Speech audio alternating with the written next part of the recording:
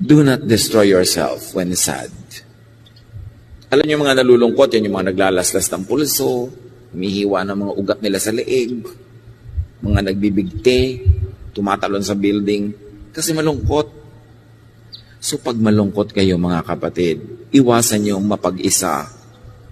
Kasi bubulong-bulungan kayo ng mga demonyito sa loob ng inyong utak na sirain niyo ang inyong sarili. Kung talagang kayo malungkot na malungkot, depressed na depressed, magpatulong kayo sa mga taong alam niyong bibitawan na anumang ginagawa nila dahil kailangan nyo. Sabihin nyo, alam mo, magpapakamatay na ako in 10 minutes. Kwentuhan mo ako. Kahit anong ginagawa nun, bibitawan.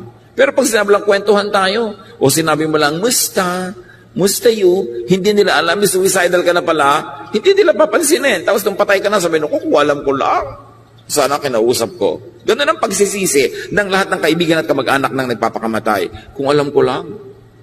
So pagka meron kayong ganun tendency at huwag kayong dumating sa ganun, bumusi na kayo, sabihin nyo, alam mo, iniisip ko na magbigti. Pasayahin mo nga ako, kwentuhan mo nga ako.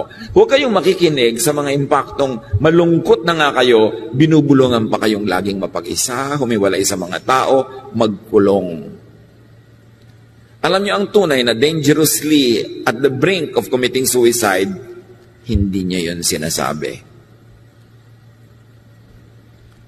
Mabuti pa ngayong papakamatay na ako. Nako, mas madalas hindi yun totoo. Pero pakinggan nyo rin dahil baka mamaya totoo na pala. But do not be alone when sad. Try not to be alone. Kasi mas kayang-kaya kang yayain ng mga demonyito para lalong guluhin ang iyong isip. So watch out for sadness and for depression. Bantayan nyo yan. And when you are sad, when you're depressed, change the scenery. Lumabas kayo ng kwarto, lumabas kayo ng bahay, lumabas kayo ng kung saan, ibahin ninyo ang eksena and change the chemistry. Magpawis kayo, mag-exercise, kumain. Kailangan may palitan kayo para maiba yung ending. Hindi kayo magbumukmok, hindi kayo lalo nang mag-aawa sa sarili, magdadrama sobra para lalong paiyakin ang sarili dahil ilulubog kayo ng ilulubog niyan. Remember that. Do not decide when sad. Avoid making decisions when you are depressed.